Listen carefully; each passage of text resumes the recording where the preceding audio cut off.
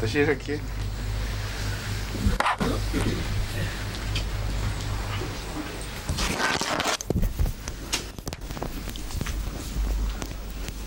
मैंने कहा आपने कल उसमें इनका नाम नहीं लिखा हुआ, कमर साहब का, इंतज़ामी तक़सीमात में। वो है बयान की टीम में शामिल है। तो मुझे दोबारा दिखाएं ना, आज देखेंगे।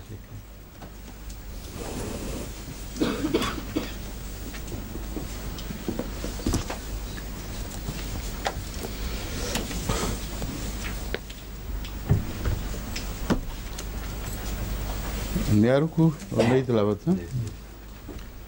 औज़ु बिल्लाहि मिनश शैतानिर रजीम, बिस्मिल्लाहिर रहमानिर रहीम। या अय्युहल्लज़ीना आमनू इज़ा लक़ीतुम फ़िअतन फ़स्बुतू वज़्कुरुल्लाह कसीरन लअल्लकुम तुफ़्लिहून। वातिउल्लाह व रसूलहू वला तनाज़ऊ फतफ़शलू व तज़हब रिहुकुम वस्बिरू इन्नल्लाह मअस्साबिरीन। वला तकूनू कल्लज़ीना ख़रजू मिन दियारिहिम बतरन व रिआअन नास व यसुद्दूना अन सबीलिल्लाहि वल्लाहु बिमा यअमलूना मुहीत। वइज़ ज़य्यन लहुमुश शैतानु अअमालहुम वक़ाल ला गालिब लकुमुल यौम मिनन नास व इन्नी जारुल लकुम फलम्मा तराअतिल फ़िअतानि नकसू अला अक़बैहि वक़ाल इन्नी बरीउम मिनकुम इन्नी अरा मा ला तरौना इन्नी अख़ाफ़ुल्लाह वल्लाहु शदीदुल इक़ाब। इज़ यक़ूलुल मुनाफ़िक़ून वल्लज़ीना फ़ी क़ुलूबिहिम मरज़ुन ग़र्र हाउलाइ दीनुहुम वमन यतवक्कल अलल्लाहि फ़इन्नल्लाह अज़ीज़ुन हकीम। वलौ तरा इज़ यतवफ़्फ़ल्लज़ीना कफ़रुल मलाइकतु यज़रिबून वुजूहहुम व अदबारहुम वज़ूक़ू अज़ाबल हरीक़ ज़ालिका बिमा क़द्दमत ऐदीकुम व अन्नल्लाह लैसा बिज़्ज़ल्लामिल लिल-अबीद। कदाबि आले फ़िरऔन वल्लज़ीना मिन क़ब्लिहिम कफ़रू बिआयातिल्लाहि फ़अख़ज़हुमुल्लाहु बिज़ुनूबिहिम इन्नल्लाह क़विय्युन शदीदुल इक़ाब। ज़ालिका बिअन्नल्लाह लम यकुन मुग़य्यिरन निअमतन अनअमहा अला क़ौमिन हत्ता युग़य्यिरू मा बिअन्फुसिहिम व अन्नल्लाह समीउन अलीम। कदाबि आले फ़िरऔन वल्लज़ीना मिन क़ब्लिहिम कज़्ज़बू बिआयाति रब्बिहिम फ़अहलकनाहुम बिज़ुनूबिहिम व अग़रक़ना आला फ़िरऔन व कुल्लुन कानू ज़ालिमीन। इन्न शर्रद-दव्वाब्बि इंदल्लाहिल्लज़ीना कफ़रू फ़हुम ला युमिनून अल्लज़ीना आहदत मिनहुम थुम्मा यनक़ुज़ूना अहदहुम फ़ी कुल्लि मर्रतिन वहुम ला यत्तक़ून। फ़इम्मा तस्क़फ़न्नहुम फ़िल हर्बि फ़शर्रिद बिहिम मन ख़ल्फ़हुम लअल्लहुम यज़क्करून।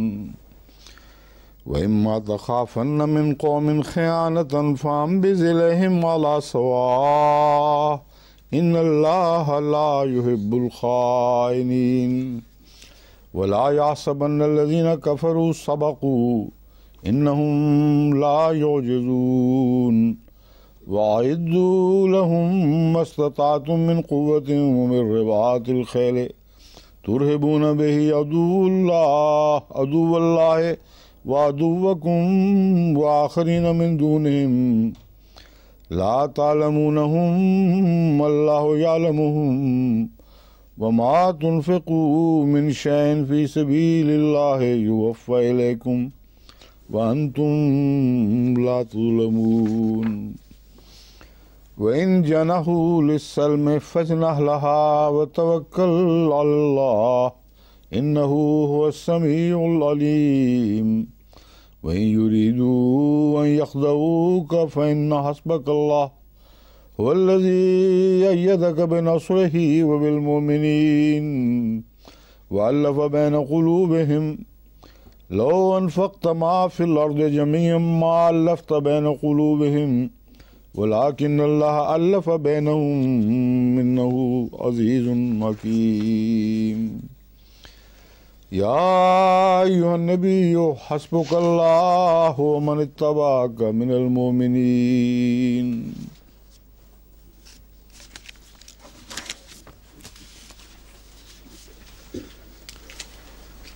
या अय्युहल्लज़ीना आमनू ए लोगो जो ईमान लाए हो O those who believe, إِذَا لَقِيتُمْ فِئَةً, when you encounter an army, فَاثْبُتُوا.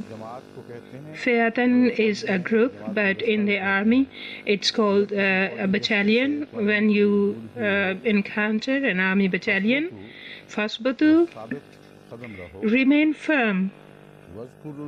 Wazkurullaha, and remember Allah kasiran, much, a lot.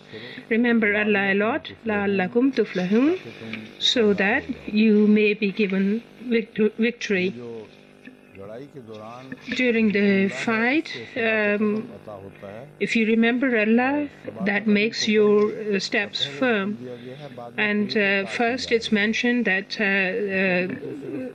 make your steps firm, and in the second part it is the how you can get firm steps is if you remember Allah a lot, and your success will be as a result of that. وَأَطِيعُوا اللَّهَ وَرَسُولَهُ, obey Allah and His Messenger. وَلَا تَنَازَعُوا, and do not fight between you. فَتَفْشَلُوا, so that you may become weak. In reality, it is, the word means slip, and it means that a place where you are standing, you might slip down from there. And from opposite of fasbatu is fatafshalu. And if you fight amongst yourself, then you will become weak, and you will descend from your place. وَتَذْهَبَ رِيحُكُمْ, and you will lose your awe, or that means your awe will be deflated, or the wind will come out of it. فَاصْبِرُوا, so be steadfast. Inna Allaha ma'as sabirin, Allah is with those who are steadfast. Now here the subject is of war, and during the war people do not fight amongst themselves or dispute with each other, and it's not possible during the war, and that cannot be the reason for the harm. This is a permanent instruction, and this would result at the time result in good harm at the time of the war. If you obey Allah and His Messenger, that means you will become one body, and you will not dispute with each other. And those nations who dispute with each other, they do not impress other nations, and they are not steadfast. And those good qualities which are given at the time of peace, they help you in time of war. This is as a result of that permanent instructions, that you will become steadfast and you will be victorious. And here sabr means that to be steadfast in the time of when he's wronged, and the other meaning is that to hold fast to the virtues and do not leave virtues at any time. दूसरा है And another meaning is in the sense of steadfast, that be firm of your steps, सब्र के साथ and if it's a great fight, even then you are firm in your steps and do not show your back to them. All these meanings are applicable here. अल्लाह मा स्वाबिरीन Inna Allah ma'as sabirin. अल्लाह ताला Surely Allah is with those who are steadfast. وَلَا تَكُونُوا كَالَّذِينَ خَرَجُوا. और उन लोगों And do not become like those people who came out of their houses or their countries, badaran, boastingly, وَيَرَيَا النَّاسِ, and showing it off to people, وَيَصُدُّونَ عَنْ سَبِيلِ اللَّهِ, and they were turning people away from path of Allah. जो खुदा के Those people who turn people from the path of Allah, there are their characteristics. And on one side was the people who fight in the cause of Allah, and the other are those who turn people away. And these qualities are, they are arrogant, and they are do it boastingly, and they are doing it for showing off.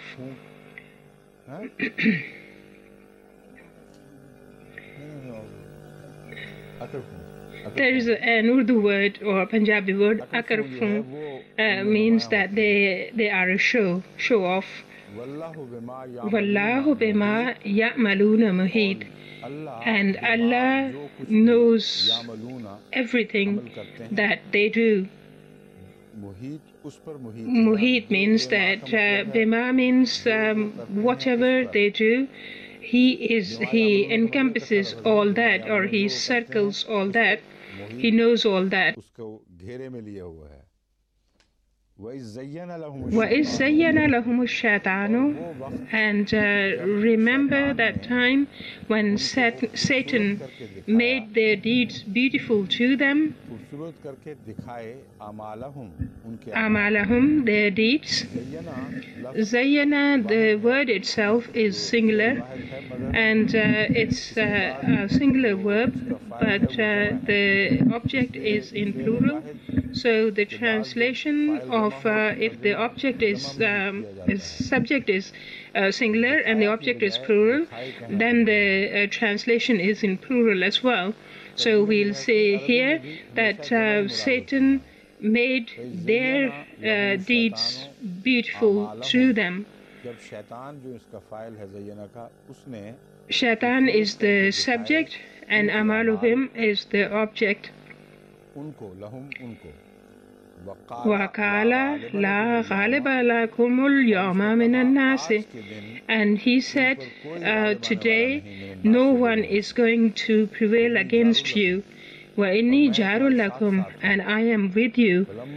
فَلَمَّا تَرَاءَتِ الْفِئَتَانِ, so when the two armies came into sight of each other, nakasa ala akibahi, he turned back on his heels.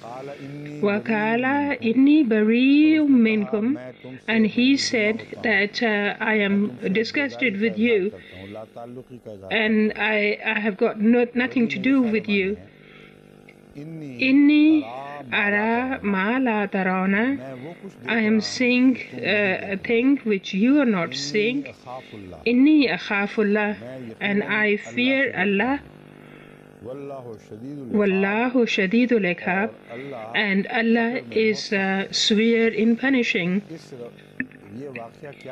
What is this incident and who is meant by the Satan here? The commentators write here that Surah bin Malik Josham was the Satan that who incited people of Mecca and said that go and attack Muslims, and I am with you, and I'm helping you all the way.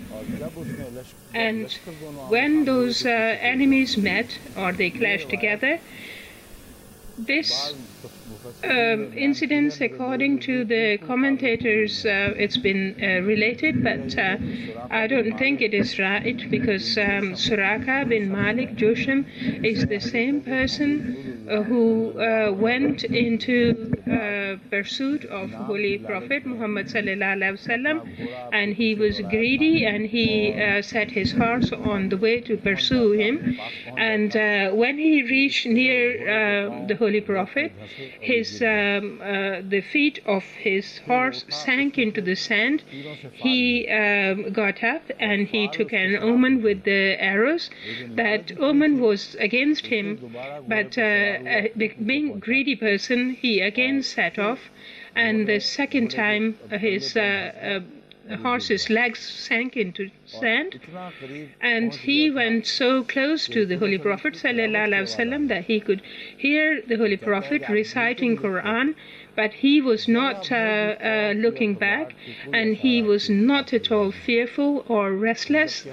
And while Hazrat Abu Bakr radiallahu ta'ala anhu was becoming restless, and he was looking back and he was afraid, at that time he relates himself that I called them and sent them peace or friendship, and he was afraid of his omen, and then he got up and he sent peace on them.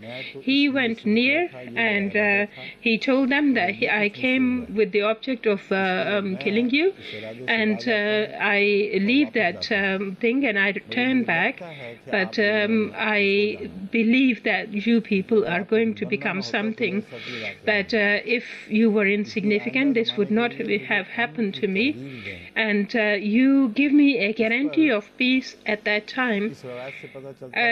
From this incident, we know that one of the servants of Hazrat Abu Bakr radiallahu ta'ala anhu was appointed that when they will be hiding in the cave, that he will bring food and he'll go forward and meet them somewhere ahead, and at an appointed time, appointed place, he would meet them.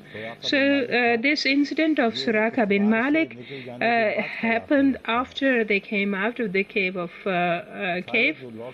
All the people had turned back, but he knew, and someone had seen from his tribe that on the seashore some people are going about, and he thought that it might be Muhammad, but he quietly left in pursuit, and he told his wife to take the horse from the back of the house, and he went out alone because of his greed. And he relates that there was a third person as well, and that was Hazrat Abu Bakr Siddiq's servant, who had brought the provisions, and that person knew how to write. His name was Amir bin Fahida, and he knew the art of writing. The Holy Prophet ﷺ dictated him a guarantee of peace for Suraka bin Malik. When he returned, then Holy Prophet called out to him that how will you be when Iranian king's bracelets will be in your hands? And he was very much astonished by that how can I have the bracelets of Iranian king? And he said that, are you talking of Iranian king? Would his bracelets be in my hand? And a person who had gone through this experience, I do not believe that he had seen all this with his own eyes, and he has the prophecy of getting the bracelets of Iranian king Kisra, that he should incite the Meccan people to attack Muslims. He did not have any status in Mecca. He was not one of the leaders of Mecca. Here, the people who have told us this tradition may have made a mistake, because this incident does not apply here. This is a Satan which is powerful, and he might be one of the Arab or Meccan leaders. And but when he saw the Muslim army, he was afraid and he turned back. And this incident of Surah bin Malik is in all the commentaries, but this does not seem to be correct. These two incidents cannot relate to one person. And as I have said, that he did not have any power, and he did not have enough status that leaders of Mecca will accompany him. That this person belonged to a tribe outside Mecca. He did not even belong to Mecca. And this tells us that the word Satan is used for people as well. And when we do this translation, the other Muslims think that we are just stretching the meaning, and we do not want to accept that image of Satan that they have. And now you can say that it is not Satan itself, the same Satan which was related at the time of Adam. And such a Satan cannot say such thing. He cannot say, Inni jarul lakum, I am with you all the time. Falamma tara'at fi'atane nakasa ala aqibahi. When those two armies met or encountered each other, Hazur is saying the word is not mudbir, it is mudbir. So he is making a little correction of the writing that is in front of him. Nakasa ala aqibahi. So he turned back on his heels and he said, I'm disgusted with you, or I don't have anything to do with you. Inni ara ma la tarana. I'm seeing what you cannot see. Inni akhafu, I'm afraid of Allah. Wallahu shadidul iqab. Allah is severe in punishing. How can Satan say such a thing, that I am afraid of God and I repent? And after inciting all the armies, he turns back. It's clear here that it is by Satan, it's man, a leader of Mecca, or a big person. Maybe this is another person, and it may not be Saraka or someone else. Another leader who was very clever, and it could be said about him that he could tiptoe and go and find out about the Muslim army. They asked him to go and find out and give us information about the Muslim army, and how many they are, and what will be the result of this war. He went there, and while hiding, he counted their numbers. He nearly counted them or gave the number. He said that they were very weak people. Some are old and they are ill-equipped people, and most of them are on foot, and they are in a very, very weak state. But you will be defeated and they'll be victorious. And they said, how can this happen? The story you are telling is, and the result you are, conclusion you are drawing is opposite. His answer was very reasonable, and he said that the 300 or so people that I've seen, they are not people, they are death. and no one can be victorious over death. This is an extraordinary psychological point, that those people who have come with the intention of dying for sake of Allah, they are not going to run away, and you are attacking for greed, and you are the people who love this life, and lovers of life cannot overpower death.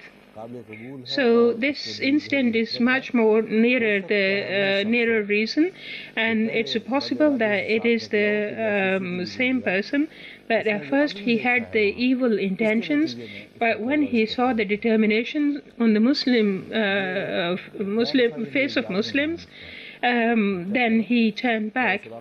You should find out more about it, and this is one of the leaders of Meccan army, and maybe that is called Satan here. And with as regards Surah, we know that he became a Muslim afterwards. And here it's the only mention is that Inni akhafullah, I am afraid of Allah. Is yaqulu al-munafiquna, when the hypocrites say, وَالَّذِينَ فِي قَلُوبِهِمْ مَرَضٌ, and those people in whose heart there is disease, غَرَّ هَؤُلَاءِ دِينُهُمْ, that their religion has deceived them. Gharur or arrogance is deceit as well. وَمَنْ يَتَوَكَّلْ عَلَى اللَّهِ فَإِنَّ اللَّهَ عَزِيزٌ حَكِيمٌ, and whosoever puts his trust in Allah, then surely Allah is mighty and wise. Here, وَالَّذِينَ فِي قَلُوبِهِمْ مَرَضٌ غَرَّ هَؤُلَاءِ دِينُهُمْ. The subject of gharra is related to the other thing, that in the conduct of those armies, a Muslim army, there was no weakness and they had a sense of strength. And to say gharra in the sense of deceit and arrogance, this is both correct, because the non-believers thought that these people, this Muslim army, has been deceived, or they are suffering from arrogance. And the result or the conclusion that God tells us is مَن يَتَوَكَّلْ عَلَى اللَّهِ, and those people who put their trust in Allah, they have these characteristics. فَإِنَّ اللَّهَ عَزِيزٌ حَكِيمٌ, surely Allah is all-powerful. Aziz means mighty and wise.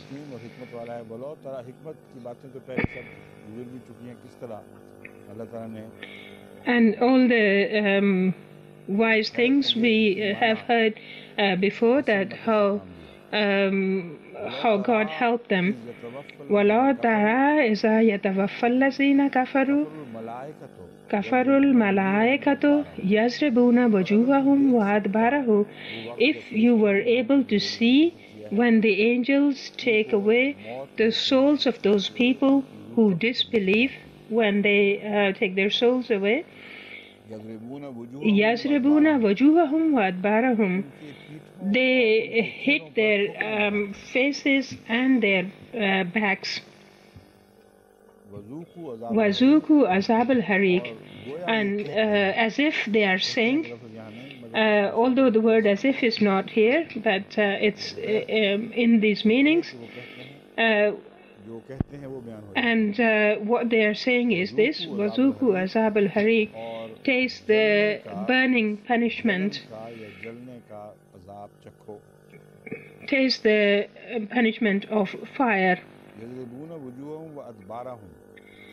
يَضْرِبُونَ وُجُوهَهُمْ وَأَدْبَارَهُمْ, they hit their faces and they hit their backs.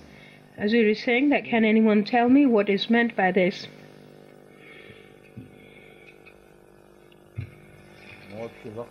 At the time of the death, how those culprits who have been chosen for punishment, During their death, the angels hit their faces and their backs. Hazur is saying, it seems like Ashraf Sahib knows something. He's saying that Wajuhuhum means their leaders. Hazur is saying that are they hitting their leaders? He's dying, but are the angels hitting his leaders? The person who is dying is someone else, and they are hitting someone else. This can't be right.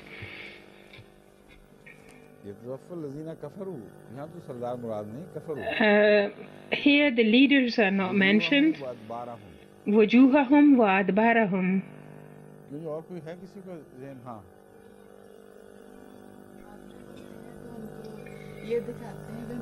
The reply is being given that their previous life has been bad, and now they are facing punishment, or they are facing evil consequences of their deeds.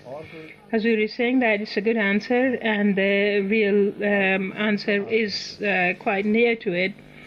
That it's not that they were hitting them in front and hitting them at the back.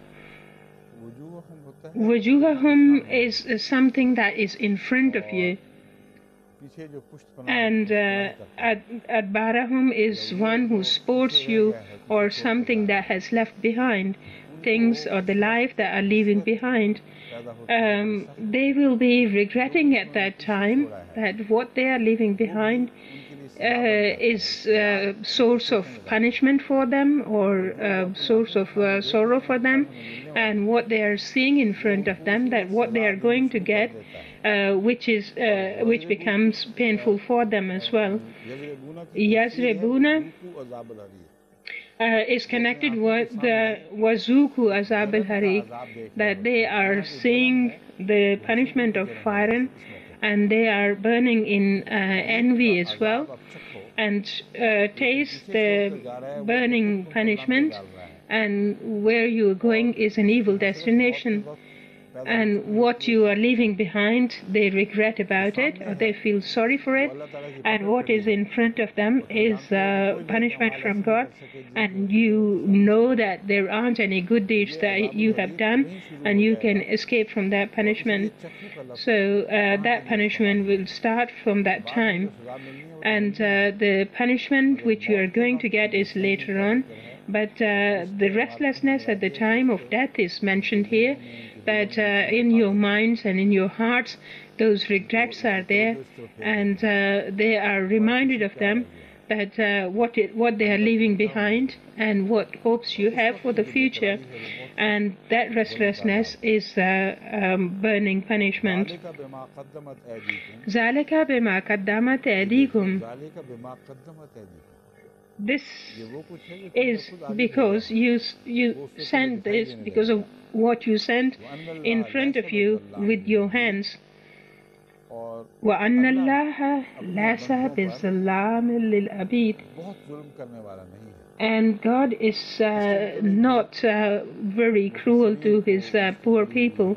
And commentators are in difficulty at this point, and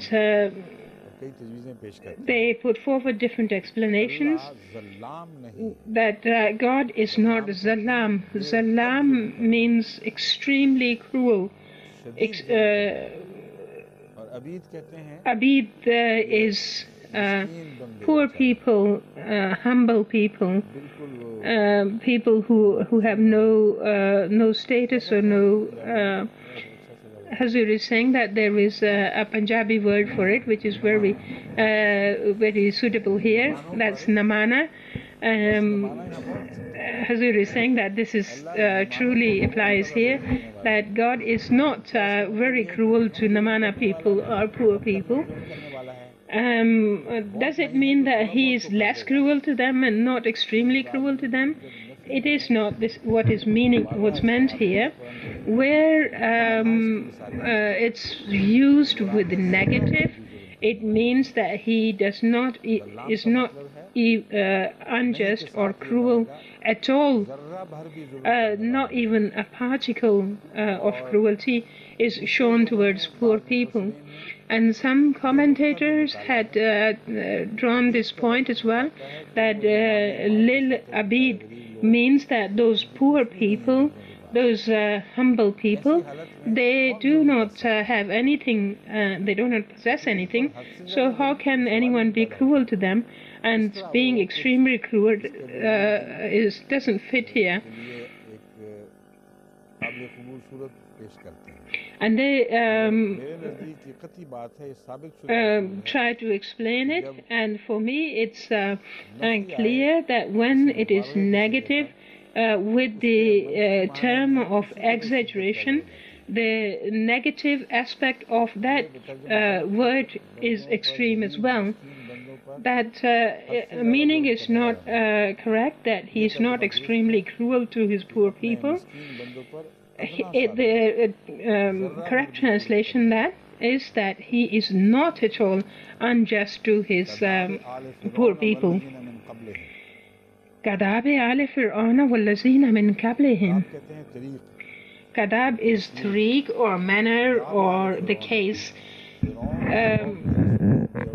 The manner or the way of people of Pharaoh and those people who were before them. Kafaru bi-ayatillahi. They rejected the signs of Allah. They disbelieved in signs of Allah. فَأَخَذَهُمُ اللَّهُ بِذُنُوبِهِمْ. So God punished them for their sins. إِنَّ اللَّهَ قَوِيٌّ شَدِيدُ الْعِقَابِ. And surely Allah is powerful and severe in punishing. Here, it's not a question of punishing them because of their rejection. It is a question, or it is the consequence of their sins.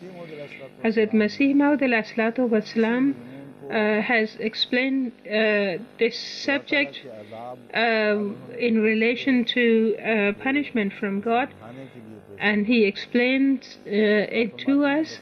He said that sometimes nations are very sinful and God does not punish them, and in everyday life they seem to have a free right, and what they get in the afterlife, that is a different story.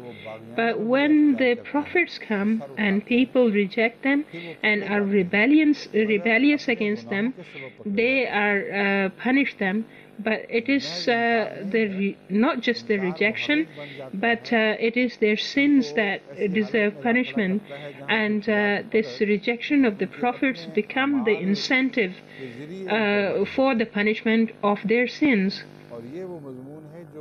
And this is the subject which applies to whole of the human history, and it seems true in all times. There were lots of or numerous nations who passed, but nothing happened. But when a prophet came and they prophet comes and they reject him, then their sins overpower them, and they were not given any chance. And because of their sins, they were not saved, but they were punished by God.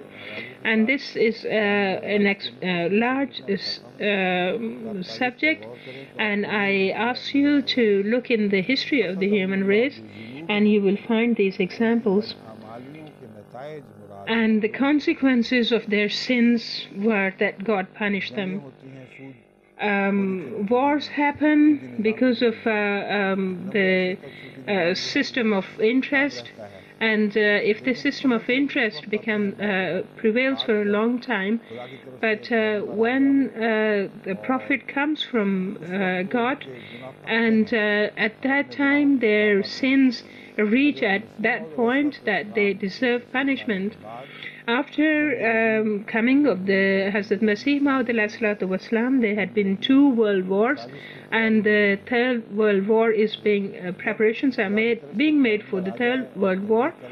And if a prophet comes and he has already warned you then these sins overpower the nations. كَدَابِ آلِ فِرْعَوْنَ وَالَّذِينَ مِنْ قَبْلِهِمْ.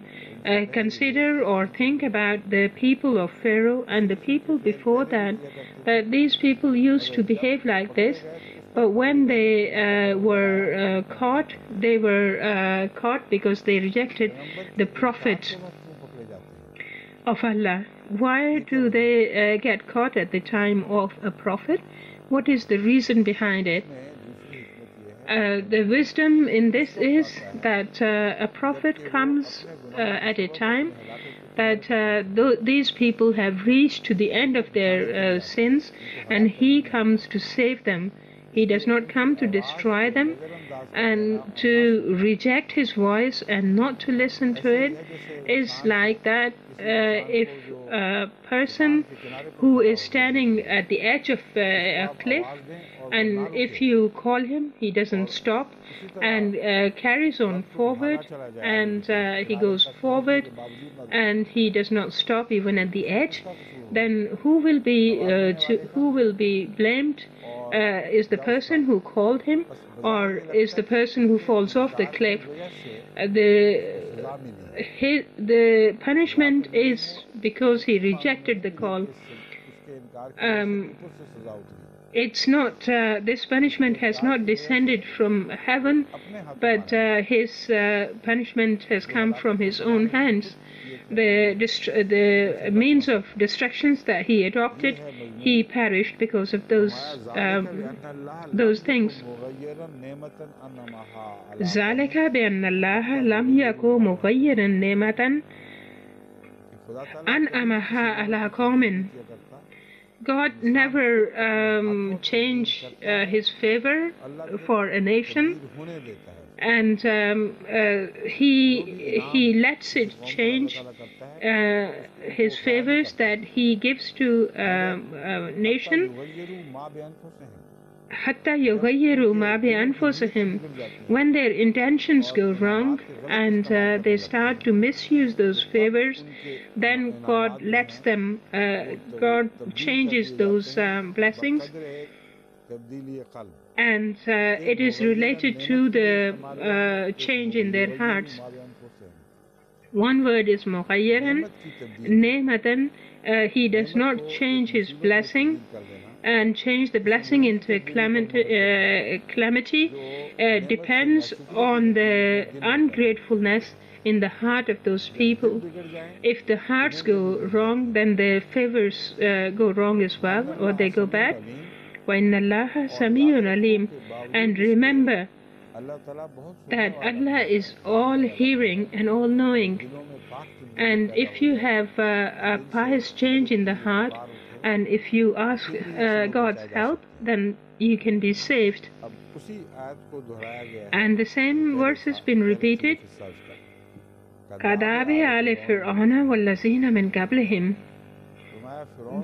Their case is like the case of people of Pharaoh and those people who were before them. So, people of Mecca, or people whom the Holy Prophet ﷺ is addressing, that you will come to the same end. كَذَّبُوا بِآيَاتِ رَبِّهِمْ فَأَهْلَكْنَاهُمْ بِذُنُوبِهِمْ.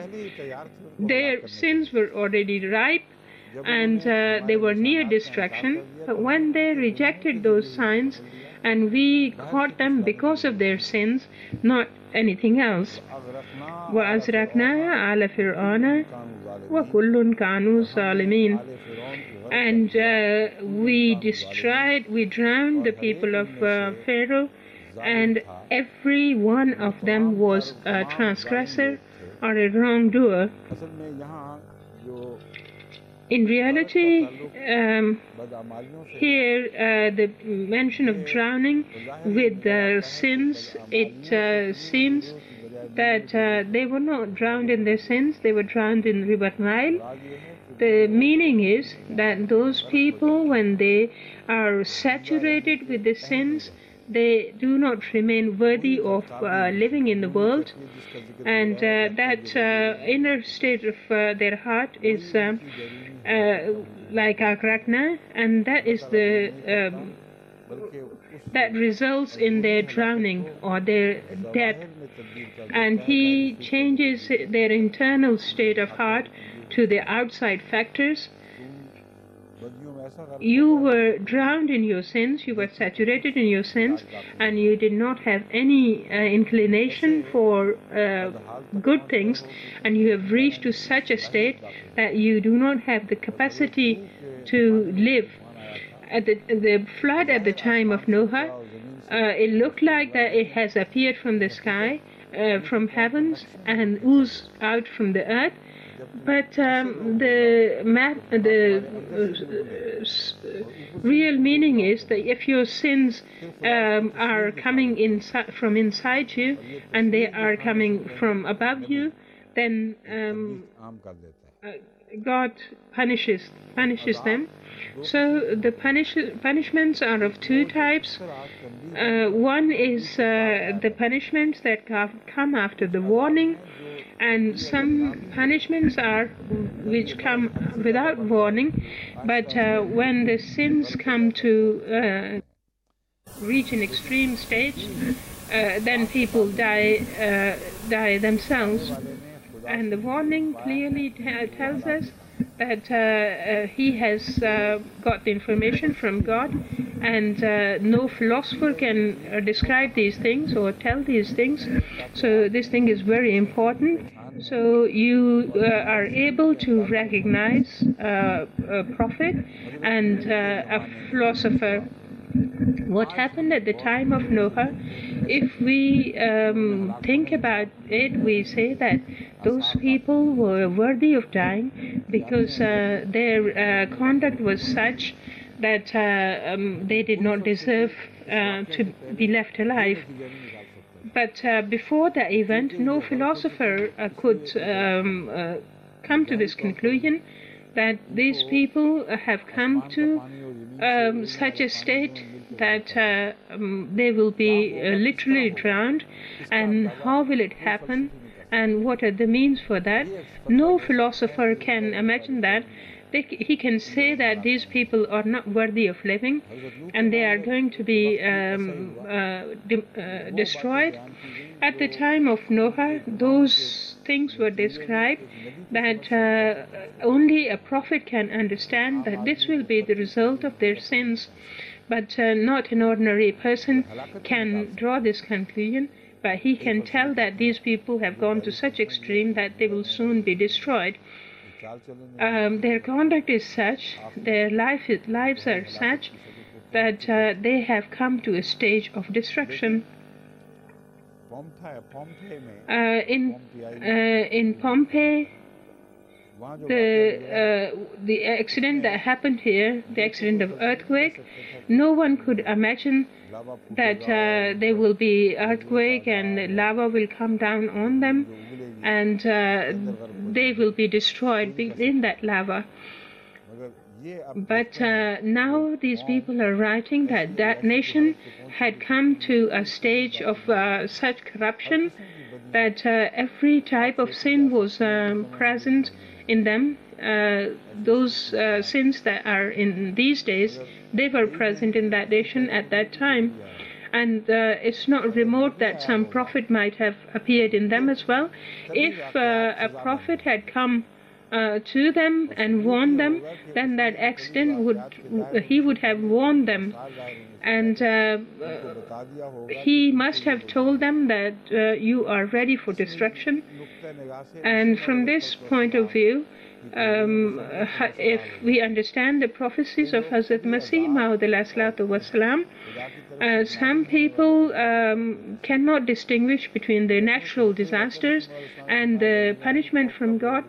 And if people say that Masih Maud wasalam, that earthquakes will happen, people say that earthquakes happen all the time. The picture that Hazrat Masih Maud wasalam told us, no philosopher of this world can predict that, or he can never say that they will be destroyed in this manner. Hazrat Masih Maud has told us three things. One thing is, Kashtiyan chalti hain taho kushtiyan. It refers to naval warfare, and in this regard he has drawn a perfect picture for us. And nowhere before in the world wars naval powers were used for in the war. And the second thing is fire descending from the earth. And this is the time when even the aeroplanes weren't invented, and he prophesied it from 1901 to 1905, and he mentioned that the fire will rain from sky. When the aeroplane was invented, it was very weak, and it was even the person who invented this aeroplane, or the country where it was invented, they would not have invented, they would not have imagined, they could not think that this invention of Wright brothers will rain fire from heaven. Hazrat Masih Maud told us that fire will rain from sky. And then he said that the punishment that God has shown me, it shows me that areas after areas that will be devoid of any time of life, any type of life. Now, this is not possible without the atomic warfare, and the conclusion that Hazrat Masih Maud is drawing, it's not in anybody's power to do that.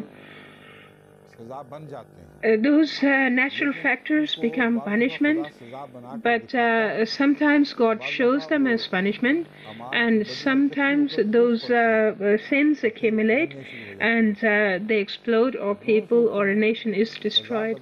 In both the cases, the punishment is for their sins, and the Prophet shows those things which are not in the power of any philosopher or anybody else. And the reason for this is that the world knows that this person is from God. And the fourth thing that he predicted, Zar bhi hoga to hoga bahalat zar. At that time, no one could imagine that Tsar, the king of Russia, will be in a destitute state. Tsar was such a great emperor that after England, if there was any kingdom whose influence was on half of the world, they used to respect him.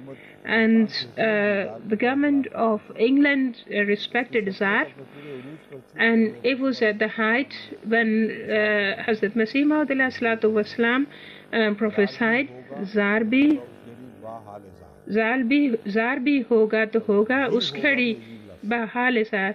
Now the word bhi is a strange word, that if Tsar is present at that time, if he would be alive at that time, he will be afflicted or he will be destitute.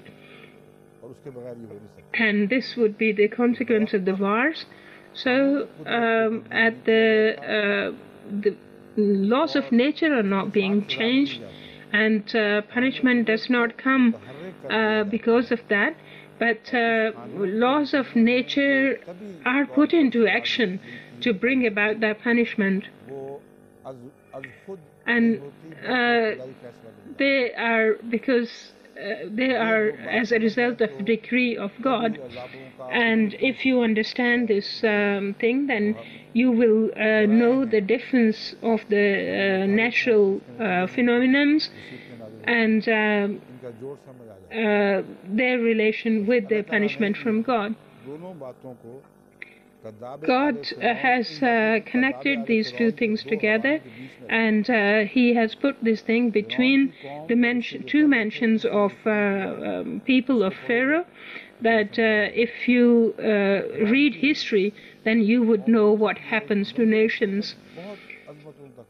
Pharaoh was a great king, and they were a grand kingdom, and their history is worth reading, and how they were punished, and what were the warners, who were the warners that came to them, and this is why I'm explaining it in detail, that these two references are important. For example, there was one Pharaoh. As far as I know, he believed in the unity of God, and he warned his nation, and he destroyed all the idols, and he was being presented like this, that he made only one God because he believed in one God, that is Sun. It is not correct. The warnings were there, and after the warnings, when people did not heed, then they were punished. Min qablahim means that the people of pharaohs of previous times, and at the time when these verses were revealed,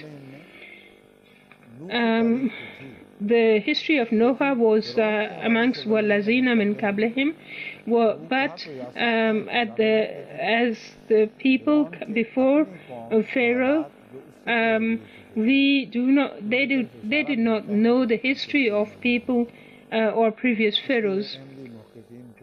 So I asked the Ahmadi researchers with the help of to find out about this with the help of Egyptology, and find out that there were some kings who were believers in the unity of God, and their nations rejected them, and they were punished because of it. And before Moses, they were being punished, not completely, but after intervals. But after that, they were wiped out completely.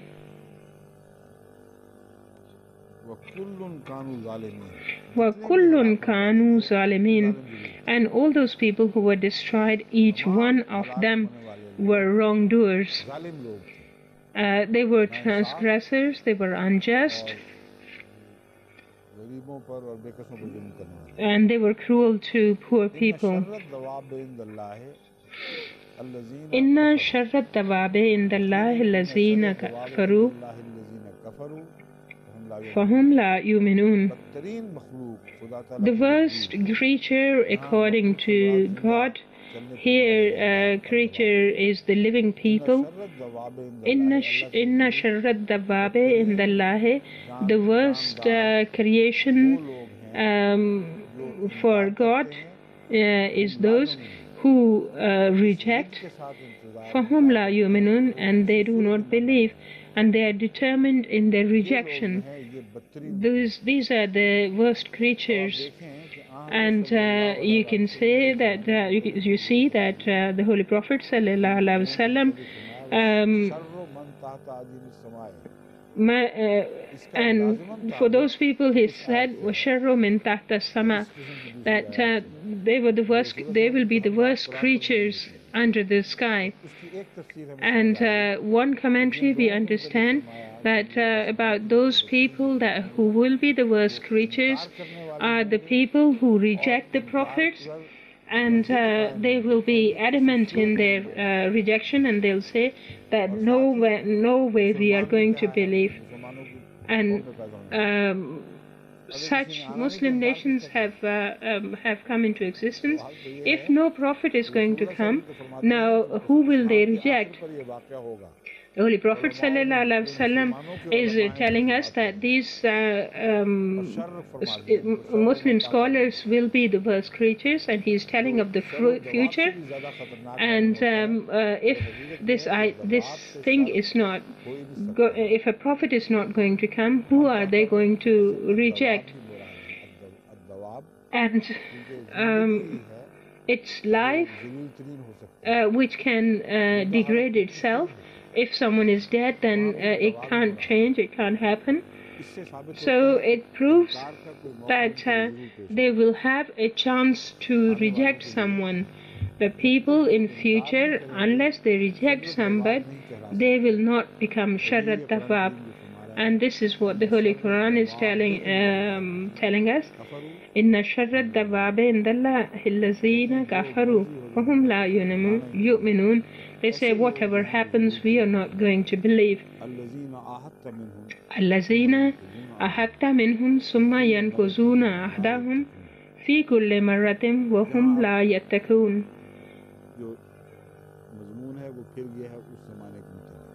And the subject turns back to that time, and after mention of the past, now it's the subject relates to the time, the current time. Those people with whom you have made a covenant, summa yankuzuna ahdahum, and they break their covenant. في كل مرة, every time, وهم لا يتقون, and they are not, they do not fear God. And this is a prophecy for the future.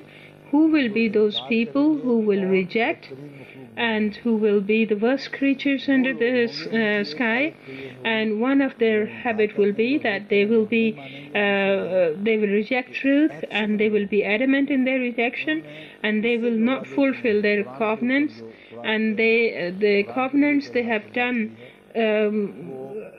with you, they will break every covenant.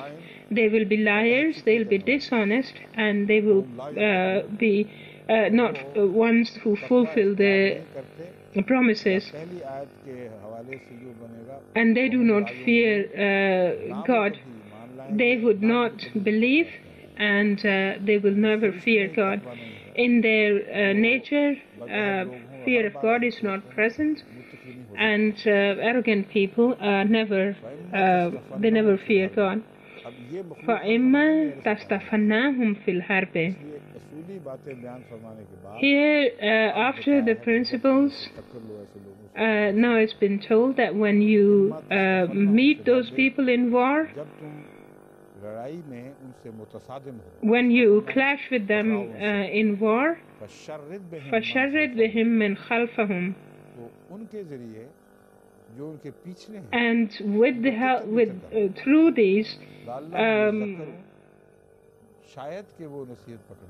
disperse the people who are behind them. This is connected with the previous subject, that their leaders or their important people, they are not going to believe that God is saying that these are the people who do not fulfill their covenants. Hit them in such a way that people who are following them will be afraid, and to see their evil end, the people behind will disperse. And there will, amongst them, there will be people who will learn a lesson. So this prayer of Sahikun Tashika is exactly according to the instructions of this verse, and there is no room for objection. Our fight is with the help of prayer, and it's not a direct fight. And the Holy Prophet ﷺ prophesied about the promised Messiah. The Messiah will be ordered by God to fight with prayer. Do not fight with the sword, and you do not have the power to fight with sword, so fight with the prayer. And we should pray that those people who are leading, evil people who are leading the nation, they do not fear anything, and they are increasing the fearlessness in the nations. And if you destroy them, the people who follow them will disperse themselves, and la'allahum yazakkarun. So they will have the power of thinking, and they will learn a lesson from it.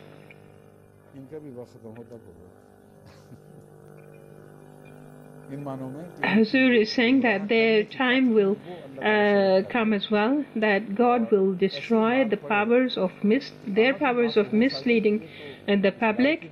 And if they are destroyed, then the public would know that these people are not worthy of guiding us, and their leaders will be caught and they will be punished, and then Ahmadiyyat will spread in the public or in general people.